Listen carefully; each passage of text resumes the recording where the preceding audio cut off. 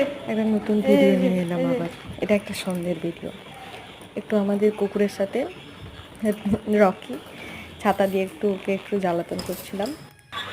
তারপর এসেছিলাম আমার নিজের বাড়িতে একটা কাজের জন্য। এখানে দেখলাম একটা নতুন পাখা স্ট্যান্ড, সেটা একটু নিয়ে যে একটু চেক করছিলাম যে এটা কেমন। তারপর একটু বেরিয়ে পড়লাম রাস্তায়। গাড়ির তেল ছিল না, গাড়ির তেল ভরতে গেলাম। তারপর বাড়ি থেকে কি সুন্দর রাস্তার ধারে লাইটগুলো না। তারপর এই যে এসে দেখলাম বর্মশাই মাংস করছে।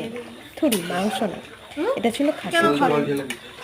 খাসির চর্বিটা কষে খিচুড়ি রান্না করছে।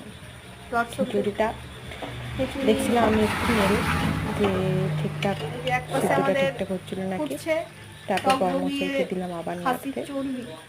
বর্মশাই দেখালো আমাকে, যদিও আজকে বর্মশাই পুরো রান্নাটা করেছে, শেষে আমি একটু নুনটা চেক করে লাস্টে দিয়েছিলাম।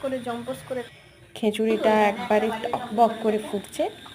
খিচুড়ি হতে হতে শেষের দিকে ভিডিওগুলো আর নেওয়া হয়নি, তাই লাস্টের দিকে আমি কিছু দেখাতে পারলাম না যে কেমন হয়েছে, কীরকম লাগছে। কিন্তু না করলে খেয়ে খুব তৃপ্তি হয়েছে, যেহেতু আমার পেটটা ভরাট ছিল।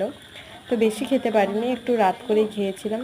আবার বেশি রাত করে খেলেও ক্ষতি, শরীরের পক্ষে খুবই। তো এই যে খিচুড়িটা ফুটছে, খিচুড়ি ফুটতে ফুটতে টাটা।